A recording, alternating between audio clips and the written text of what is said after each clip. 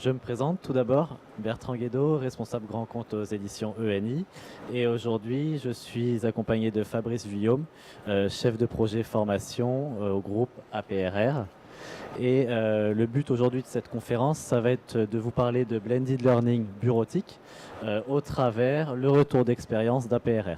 Donc ce que je vous propose, c'est tout d'abord de vous présenter ce retour d'expérience avec Fabrice Vuillaume, et ensuite on prévoira une partie questions-réponses pour vraiment pouvoir répondre à toutes vos interrogations et comme cela, voilà, vous éclairer par rapport au blended learning que l'on peut faire au niveau de la bureautique. Donc, comme l'a dit Bertrand, donc, je suis Fabrice Vuillaume, chef de projet formation. Donc, j'ai notamment des missions de pilotage de projet, également en termes d'animation de formation. Donc, je vais vous présenter le groupe APRR en quelques chiffres. Le groupe APRR, c'est justement donc, le 4e groupe autoroutier européen, 2e groupe autoroutier français.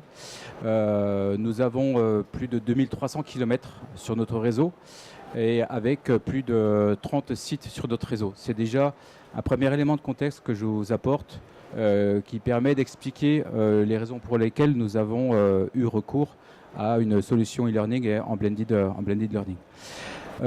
Autre élément, c'est que nous avons plus de 200 métiers, 3500 salariés.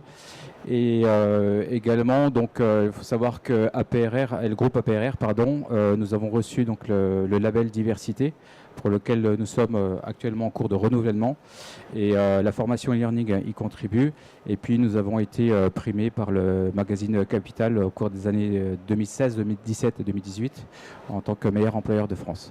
Juste pour vous, d'un point de vue géographique, vous arrivez à nous situer avec la carte de France où se situe l'ensemble de notre réseau. Donc, en fait, on a plus de 30 sites qui sont répartis sur les 2300 km, ce qui fait qu'on a une difficulté pour pouvoir trouver des organismes de formation qui puissent proposer une offre de formation similaire et homogène, que ce soit notamment dans le domaine de la bureautique.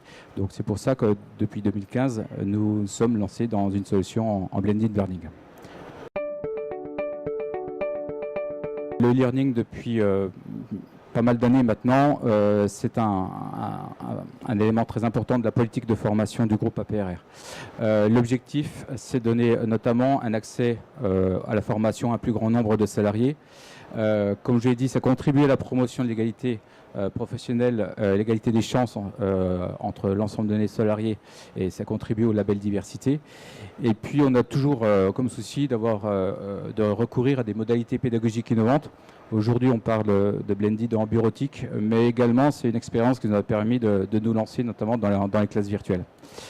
Et puis les enjeux pour APRR, je vous l'ai dit, c'était qu'on puisse proposer pour l'ensemble de nos 3500 salariés une seule et même offre de formation pour Word, Excel, PowerPoint et Outlook. Le point de départ du projet, il est multiple. Tout d'abord, on a des contraintes d'un point de vue organisationnel et structurel. Difficile de former des personnes au pack-office lorsque ces personnes travaillent en 3-8 et sur des endroits où on n'a pas non plus d'organisme de formation présent. Donc des personnes qui font une assistance au péage, par exemple, si elles travaillent de nuit, on ne pourra pas trouver un organisme de formation et un formateur qui pourra intervenir à ce moment-là. Donc ça, c'est une première contrainte organisationnelle et structurelle. Les outils Office, on les utilise de plus en plus, notamment du fait de la digitalisation de nos métiers, du fait justement que nos métiers évoluent vers davantage d'assistance et d'intervention auprès de nos clients avec des systèmes d'information et avec nécessité d'avoir recours à des exports des systèmes d'information. Donc c'est pour ça qu'on a des outils de plus en plus utilisés. Et aussi, en termes de contexte, c'est que nous avions déjà un premier retour d'expérience e-learning et concernant la bureautique. Je vais pouvoir le développer par la suite. Au moment du lancement de ce projet Blended Learning, on savait que le marché avait évolué et nous avions profité justement du salon e-learning pour venir trouver des solutions et quelles étaient les nouvelles modalités présentes sur le marché qui pouvaient nous permettre justement de pouvoir apporter la réponse adéquate à notre besoin. Alors, comme je vous disais, c'est qu'on avait déjà un premier retour d'expérience en matière de formation bureautique.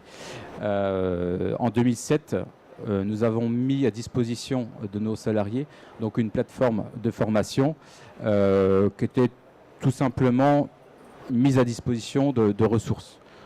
Donc les salariés, on leur donnait un accès et ils pouvaient se connecter quand ils voulaient, bien entendu, mais ils avaient tout un ensemble de ressources sur Outlook, PowerPoint, et Excel et Word. Et donc, ils étaient seuls finalement. Et puis, à la limite, je commence par quoi ? Si j'y arrive pas, à qui je vais pouvoir poser la question? Donc il y avait une ressource qui est mise à disposition, mais finalement, il manquait un accompagnement. Et la particularité, c'est que les retours n'étaient aussi pas du tout satisfaisants de la ressource que nous utilisions. Notamment, c'est qu'on travaillait sur un environnement qui était reproduit. C'est-à-dire que vous étiez formé sur Word, mais en fait, c'était une reproduction de l'environnement. Et en fait, on ne retrouvait pas les mêmes solutions, les mêmes réponses entre ce que le logiciel permet, par exemple un raccourci clavier, la ressource ne le proposait pas. Donc en fait, ça crée une énorme frustration. Si la ressource attendait uniquement la réponse en utilisant le menu et qu'elle va utiliser le raccourci clavier, ça n'est pas. Donc il y avait énormément de frustration en disant ça ne marche pas, je n'ai pas pu faire, je sais que ça fonctionne. Oui, ça fonctionne de cette manière-là. Et du coup, on avait des retours insatisfaisants. L'autre élément, c'est que les salariés donc, étaient plutôt seuls, comme je vous l'ai dit, même si on a essayé quand même de mettre en œuvre donc, des ateliers pratiques, c'est-à-dire que vous vous formiez sur les ressources, mais ensuite on prévoyait des ateliers avec des formateurs externes pour qu'ils puissent justement poser la question suite à leur formation e-learning. Cependant, on avait justement des sites ou des établissements avec nos correspondants formation, des ateliers qui étaient mis en pratique de manière hétérogène. Donc certains le faisaient, d'autres ne le faisaient pas. Et les salariés n'étaient pas forcément déjà, prêts à s'investir davantage du fait déjà de la non-satisfaction. Et puis parallèlement, on avait déjà une expérience en blended learning déjà réussie, notamment en anglais, où on utilisait à la fois cette solution et puis également concernant des formations propres à nos techniques métiers, ne serait-ce que sur l'intervention sur des balisages. Alors justement, l'intérêt de ce retour d'expérience, ça nous a permis d'établir le cahier des charges et de le soumettre aux différents prestataires qui pouvaient répondre à notre besoin. Donc justement, cette ancienne plateforme, on avait dit ce qui n'allait pas et nous avons pu faire part de nos souhaits, de ce que nous recherchions. Alors, comme je l'ai dit, l'ancienne plateforme, ça apportait notamment de la frustration, l'isolement. Il y avait besoin d'accompagner certains de nos collaborateurs, voire quasiment tous. L'accès de toutes les ressources qui étaient disponibles, pas forcément modernes, et puis également l'hétérogénéité dont je parlais juste avant. Donc, ce que nous avons recherché à partir de 2014, c'est si on utilise un logiciel, et si on utilise un outil d'apprentissage sur ces logiciels, il faut que ce soit le même que celui que les personnes vont utiliser sur leur poste de travail. Je dirais comme toute formation. Si je vous forme sur un point bien particulier, c'est le même que l'on retrouve ensuite sur notre lieu de travail ou sur notre poste de travail. Donc ça, c'est un élément primordial. Il était important aussi que le salarié, justement, n'ait pas ce sentiment d'isolement, que l'on prévoit un accompagnement, c'est-à-dire qu'à tout moment, le salarié, le stagiaire puisse poser une question, et puis qu'on rajoute, entre guillemets, une partie de formation à distance avec la formation e-learning, donc du coup, avoir recours au blended. Un autre point qui était très important, c'était de pouvoir proposer une offre de formation où, justement, c'était un parcours sur mesure. Ce que nous ne voulions plus, c'est que des salariés aient accès, je vais dire, à Excel perfectionnement, ou 4 niveaux. Non, on voulait que les salariés, s'ils ont besoin de travailler sur les filtres, s'ils ont besoin de travailler sur des tableaux quasi-dynamiques, ils avaient uniquement accès à ces éléments-là et tout était travaillé sur ces besoins. Donc on est sur une réponse sur mesure. un produit plus novateur, et puis également on avait le souci d'avoir un seul point d'entrée, et c'est pour ça que nous utilisons également donc un portail de formation où chaque salarié vient se connecter sur ce portail et il retrouve immédiatement l'accès à la plateforme. Donc c'est vrai qu'en faisant les recherches différentes prestataires, ce que nous avons fait, c'est que nous sommes venus en 2015, ici au Salon du e-learning. On a rencontré plein de prestataires avec qui on a déjà pu entamer une première approche, et ensuite on leur a transmis le cahier des charges et on avait déjà un premier travail, on va dire, bien avancé en sortant déjà du salon. Donc ce qui est ressorti ensuite quand on a fait notre choix de prestataire, c'était que ce qui est proposé par UNI, c'était vraiment la solution la plus pertinente, notamment avec la partie tutorat, donc formateur à distance, et puis la partie formation e-learning avec MediaPlus.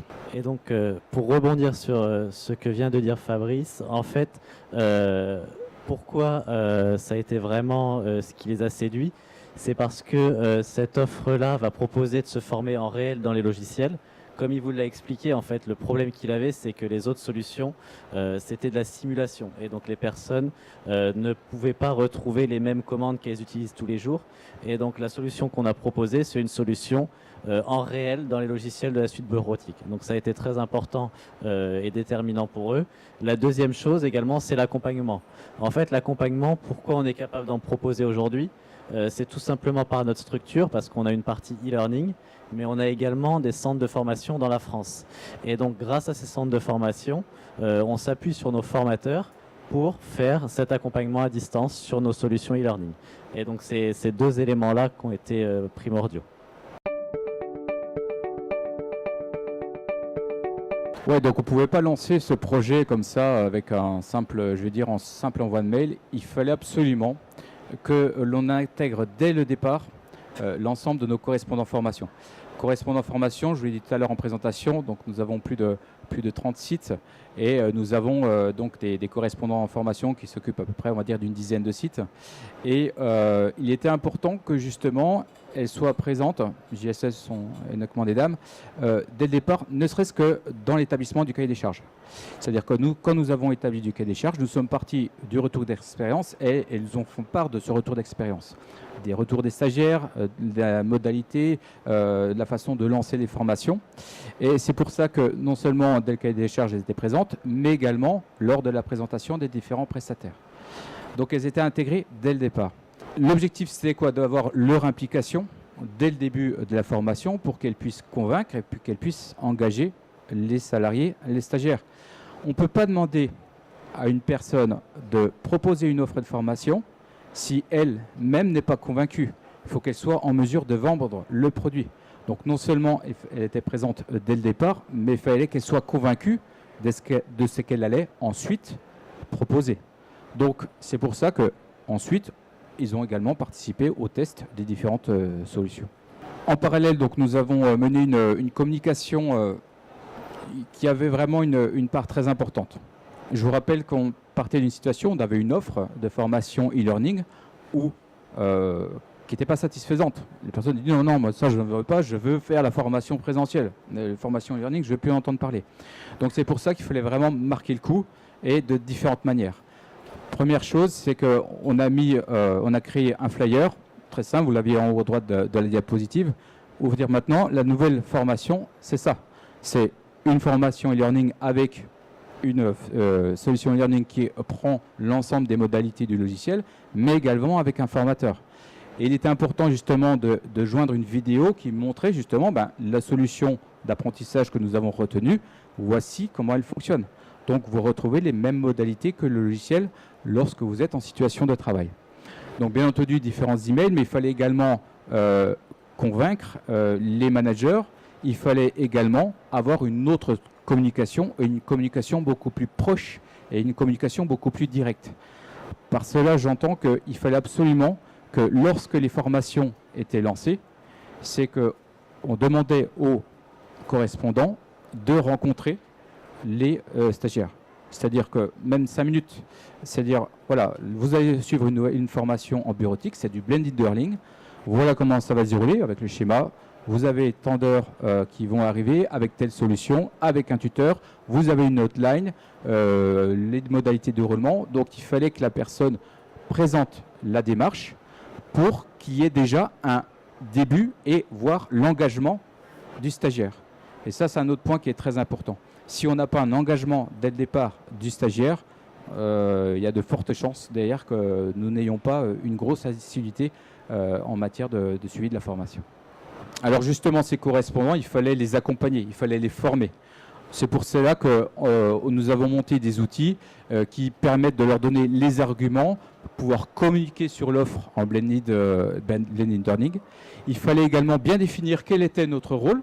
Alors le rôle des correspondants, le rôle aussi à mon niveau, le rôle de ENI, et quel était aussi le rôle des stagiaires. Chacun avait justement un point important pour la réussite du projet.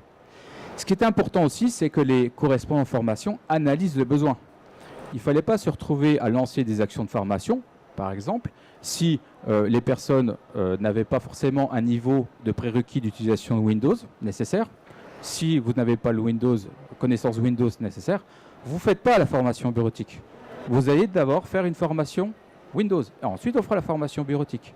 Est-ce que les personnes utilisent ou pas le logiciel? Est-ce qu'elles ont aussi le matériel nécessaire pour utiliser le logiciel? Donc, toutes ces questions-là étaient vérifiées, validées. Et aussi également au niveau des besoins de formation.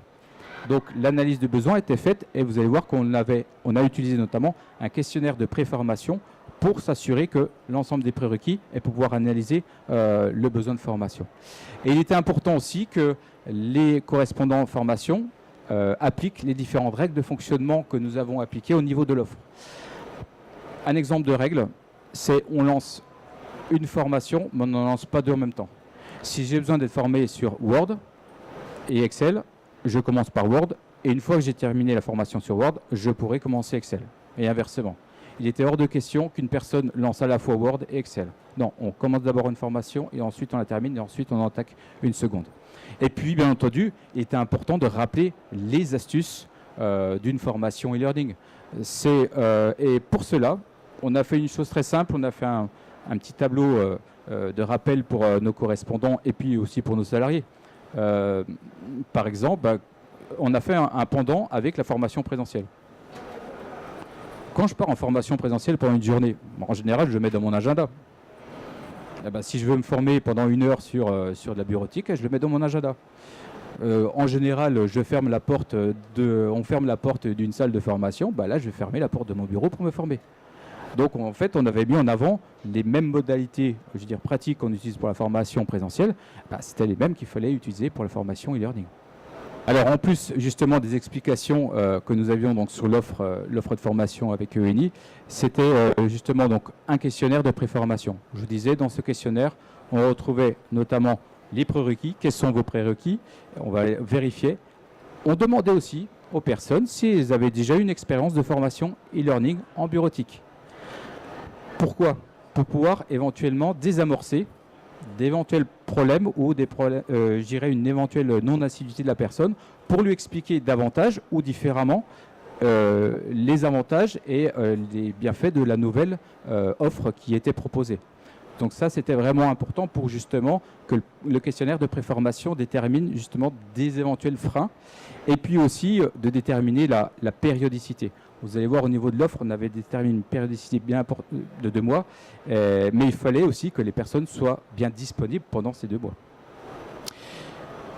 Obligatoirement, donc, un parcours sur mesure, je vous l'ai dit juste avant. Si la personne souhaitait revoir certains éléments de Word ou du PowerPoint, c'était ceci. Donc, ce qui veut dire que la personne, quand elle remplissait son questionnaire de préformation, elle indiquait sur quel point elle avait besoin de travailler.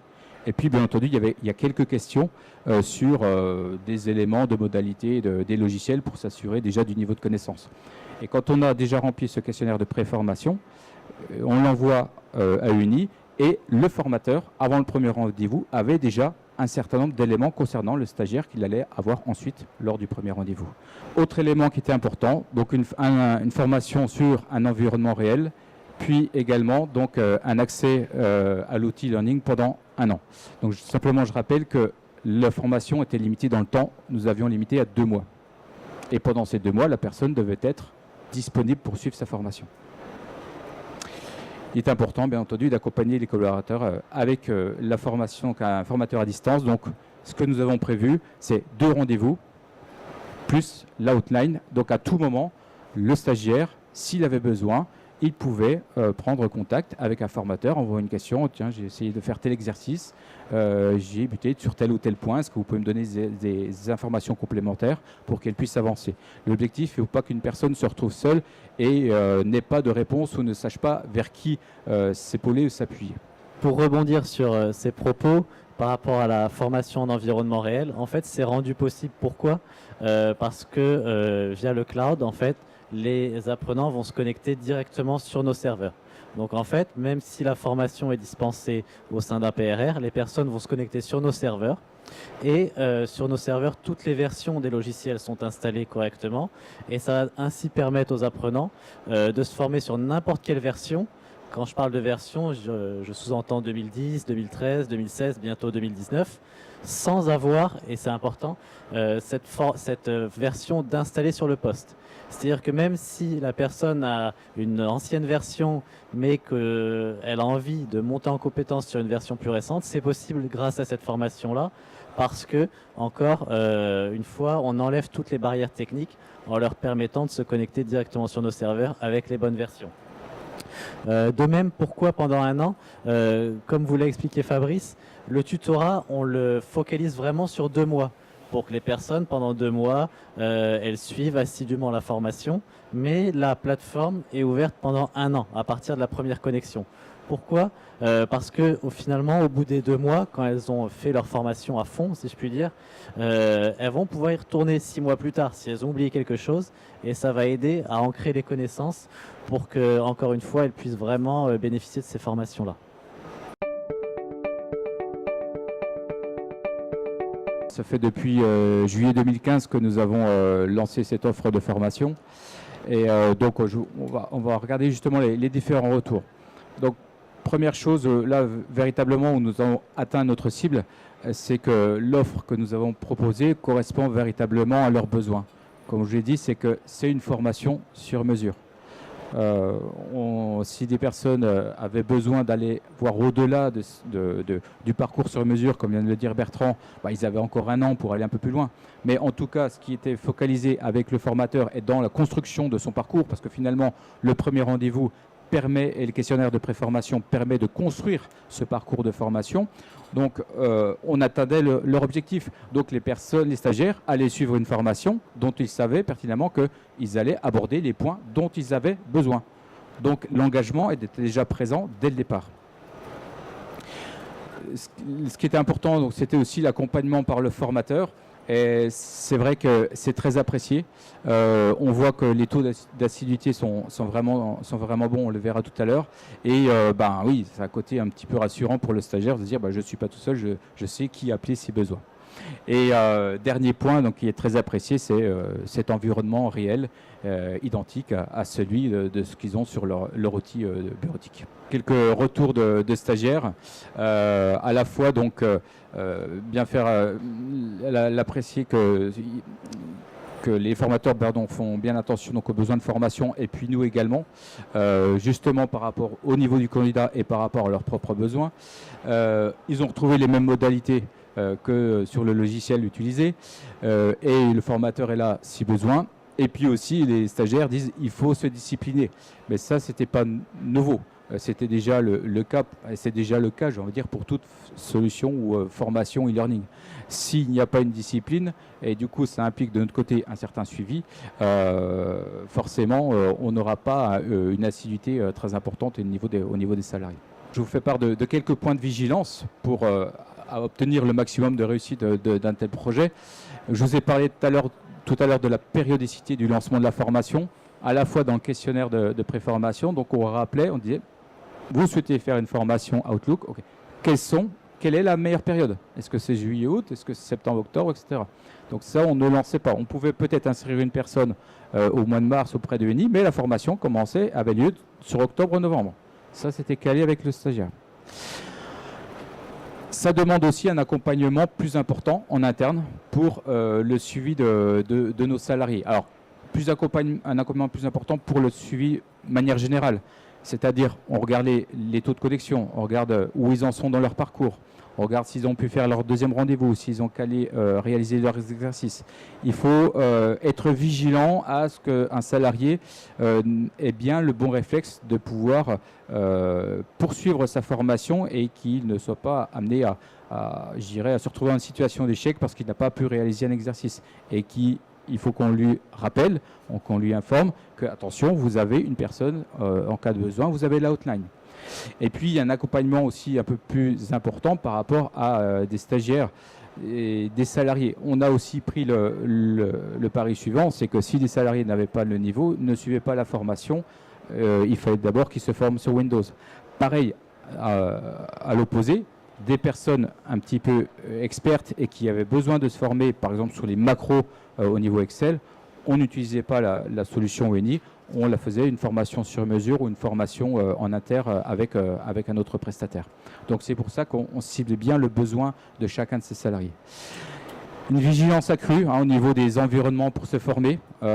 Certains salariés n'ont pas forcément toujours le lieu adéquat. Donc c'est pour ça qu'on proposait des bureaux, on proposait des salles de formation si besoin. Et puis également veiller à ce qui est donc l'équipement nécessaire ainsi que l'organisation du travail qui le permettent. Et puis, bien entendu, je vous l'ai dit tout à l'heure, c'est que le salarié doit se discipliner. Il faut qu'il bloque des plages horaires dans sa journée ou dans sa semaine pour dire là, demain, de 13h à 14h, je vais revoir des éléments, je vais travailler sur mon Excel. Et là, des fois, il y a un véritable paradoxe, notamment avec des salariés des stagiaires qui sont réfractaires. Il y en a qui nous disent, moi je préfère aller faire une formation de l'organisme de formation qui est à Dijon sur 2 jours. C'est mieux je préfère qu'une formation learning. Mais attendez, parce que j'arrive pas à trouver les bons horaires. Vous êtes en mesure, il y a un véritable paradoxe, c'est-à-dire que vous êtes capable de caler 2 jours dans votre agenda, c'est quand même pas rien, des fois pour certains en fonction de la charge de travail, mais une demi-heure, vous n'arrivez pas à la caler. Expliquez-moi. Donc il fallait les mettre un petit peu en face de des fois certaines contradictions. Et du coup aussi, ça les obligeait. Donc il fallait justement qu'ils se disciplinent. Et des stagiaires réfractaires, on en a eu. C'est pas parce qu'on a une offre qui est vraiment sur mesure qui correspond. Il y a des gens qui ne veulent pas. Donc dans ces cas-là, ce que nous faisions, c'est que nous allions non seulement faire un accompagnement peut-être un peu plus poussé, en leur expliquant, en faisant des démonstrations, montrer le logiciel. Et si besoin, on faisait appel à un formateur, on l'a fait je crois une fois, le formateur de l'UNI qui prenait 10 minutes pour pouvoir un petit peu amorcer la formation pour que la personne voit comment ça se passe. Gérer ça un petit peu comme des enfants, moi j'aime pas, de toute façon ça me plaît pas. Tant que vous n'avez pas essayé, tant que vous n'avez pas utilisé, faites-vous un avis une fois que vous aurez utilisé, une fois que vous aurez essayé. Ne partez pas du principe que ça ne me plaît pas, ça ne me convient pas. Alors pour rebondir sur les points de vigilance, alors là on parle d'APRR bien sûr, mais nous le voyons sur tous nos clients grands comptes. Vraiment, quand on parle de e-learning et de e-learning blended également, ce qui est important c'est vraiment la vigilance accrue sur l'environnement du stagiaire. Donc les lieux pour se former, vraiment il faut que le stagiaire ait conscience que c'est pas parce qu'on n'est pas en présentiel et qu'il n'est pas nécessaire d'avoir son propre espace, fermer la porte de son bureau, avoir des équipements qui fonctionnent, etc. L'autre chose très importante également, ça va être de se fixer des créneaux horaires. Alors ça, c'est vraiment, on se bat tous les jours pour que ça soit quelque chose qui soit reconnu, mais il faut, pour que ça fonctionne bien, que les apprenants dans leur calendrier Outlook, tout simplement, se calent des plages horaires pendant lesquelles ils vont se former. Tout simplement pour que leur manager en ait conscience et qu'ils ne soient pas dérangés à ce moment-là. Alors maintenant, on va s'intéresser aux chiffres depuis 2015. Donc, pour le groupe APRR, on a eu 270 collaborateurs inscrits. En fait, on fonctionne chaque année, maintenant on est plutôt on va passer sur tous les 18 mois. Voilà. Et donc tous les 18 mois, on inscrit des personnes, APRR passe une commande et on inscrit les personnes sur ces périodes-là. Le temps de connexion moyen par apprenant, plus de 11 heures. Donc ce qu'il faut avoir à l'esprit, c'est qu'une formation Excel, en termes de contenu, on propose 15 à 16 heures, purement e-learning. Là-dessus, on rajoute 2 heures d'entretien à distance avec un tuteur. Et donc, on pourrait arriver à 17 heures. Le temps moyen est de 11 heures, donc c'est très bien. Parce qu'en général, un apprenant ne va pas commencer de très débutant pour aller jusqu'au niveau perfectionnement au plus haut niveau. Et donc, du coup, 11 heures, c'est très, très satisfaisant. Et donc, c'est très bien sur ce compte-là. Ensuite, voilà, on a des records, c'est vrai, de 36 heures. Donc, encore une fois, hein, vous n'avez pas de limite sur la formation. Vous pouvez faire les exercices autant de fois que vous le souhaitez. Donc, on a des personnes comme ça, régulièrement, qui ont des temps de connexion impressionnants. Et puis, un taux de réussite à Office 2016 de 93%, puisque notre plateforme mesure le pourcentage d'avancement et le pourcentage de réussite. Et donc, on est à 93% de réussite sur les exercices qu'on propose. Ouais, les 93%, donc faut pas oublier que ce sont vraiment sur les points sur lesquels les personnes avaient besoin d'être formées. Donc, forcément, ils ont abordé des points qu'ils attendaient. C'est pour ça que le chiffre est plutôt bon. Alors justement, cette expérience, ce projet, donc Blended Learning avec UNI, nous a vraiment conforté dans notre stratégie e-learning au niveau du groupe APRR. Ça nous a permis de développer d'autres formations sur ce modèle. Par exemple, une formation sur le media training, puisque nous sommes amenés à parler aux médias, notamment lors d'événements particuliers. Donc on a mis en place un module de formation donc e-learning complété par une formation présentielle. Et ça nous a permis de poursuivre avec d'autres formations e-learning, par exemple un projet Voltaire, formation sur la diversité. Aujourd'hui, nous allons former les 3500 collaborateurs sur les stéréotypes et les préjugés. Ça rentre dans le cadre de nos actions pour renouveler notre audit, notre label diversité.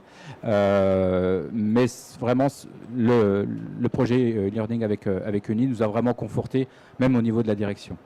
Et du coup, ça a conforté la politique formation du groupe APRR dans ce choix. Et puis également, je vous l'ai dit tout à l'heure en introduction, fort de nos expériences e-learning, on s'est lancé dans les classes virtuelles depuis 1 an et demi et pour lesquelles nous avons un taux de retour vraiment très satisfaisant.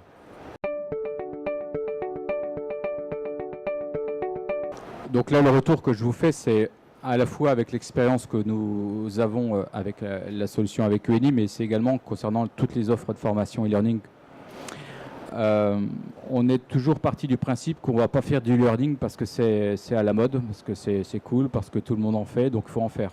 Non, on a fait du e-learning parce que ça correspondait à notre besoin ou ça correspondait à la formation que nous déployons. On a toujours utilisé ce principe-là et on le maintient. Surtout, quel est le besoin? Quel est notre besoin? Si la formation e-learning vient répondre, à ce compte-là, on va utiliser. Si c'est une autre modalité, on utilisera l'autre modalité. On a toujours pris également notre temps. À chaque fois, c'est étape par étape. On a d'abord fait des modules de formation sur les métiers. Ensuite, on a attaqué les langues. Ensuite, on a fait ça. On n'a pas lancé une dizaine de projets de formation e-learning au risque, j'ai envie de dire, d'échouer dès la première année. Et du coup, c'est tout un ensemble de panels de formation sur des différentes thématiques qui tombent à l'eau. Donc c'est pour ça que, étape par étape et projet par projet, nous avons appris de nos propres expériences en matière de e-learning. C'est important justement de pouvoir réfléchir aux besoins pour savoir quelle est la meilleure modalité. Le tutorat est une réponse à notre besoin. On privilégie toujours des formations de très courte durée. Même les classes virtuelles, par exemple, on se limite à 1h30, voire 2 heures, mais 2 heures, c'est un grand maximum. Pour les formations techniques métiers, on est sur des modules très courts, d'1 quart d'heure, une demi-heure. Voilà, on ne dépasse pas ces temps de formation. Et justement, ces durées courtes apportent peut-être, je pense que c'est une véritable réponse à la fois au problème organisationnel, puis à la limite aussi à l'assiduité des stagiaires. L'important, je vous l'ai dit, c'est de créer de l'engagement des stagiaires. C'est des salariés, ils savent qu'ils vont suivre une formation sur mesure. Forcément, ils sont plus prompts à suivre cette formation. On n'est jamais sûr de ce que les managers ont présenté, ont mis en avant au niveau de la formation que les stagiaires vont suivre. Donc du coup, c'est important d'obtenir dès le départ l'engagement des stagiaires. Je vous l'ai dit, en termes de suivi, c'est un suivi permanent. Au niveau de l'UNI, on a la chance d'avoir quand même une structure qui font un suivi très régulier et qui nous alerte si vraiment il y a des problèmes avec certains salariés. Mais en tout cas, le suivi, il est à réaliser aussi bien par le prestataire externe que également par l'équipe formation. Et puis, bien entendu, ce qui est important, c'est d'avoir une communication attractive. On a eu recours pas mal aux vidéos, hein, notamment en lançant des teasers. Et puis, une communication directe. Je crois que là aussi, la communication informelle hein, auprès de machines à café, vulgairement, ça marche énormément pour justement mettre en avant ces différentes offres de formation. Juste pour rebondir sur créer de l'engagement du stagiaire, alors chez APRR c'est pas le cas, mais avec ce qu'il faut savoir, c'est qu'avec l'offre qu'on propose donc de tutorat accompagné donc à ces parcours personnalisés, on peut rentrer dans le cadre du CPF. Et donc le fait que les salariés utilisent leur budget CPF pour suivre une formation, ça peut être quelque chose aussi qui crée beaucoup d'engagement parce que finalement, c'est son propre compte de formation. Et donc, voilà, il arrive que pour d'autres clients, on propose le même type de formation, mais qu'à la suite de cette formation-là, on y mette une certification. Parce qu'aujourd'hui, pour le CPF, il vous faut 3 choses. Il faut qu'il y ait une certification, il faut qu'il y ait une formation comme nous le proposons et également un accompagnement humain. Donc quand il y a ces 3 éléments-là, on peut rentrer dans le cadre du CPF et donc ça devient vraiment un bon élément pour vraiment créer de l'engagement de la part du stagiaire. Voilà, je vous remercie en tout cas à tous pour avoir suivi cette conférence et puis à très bientôt.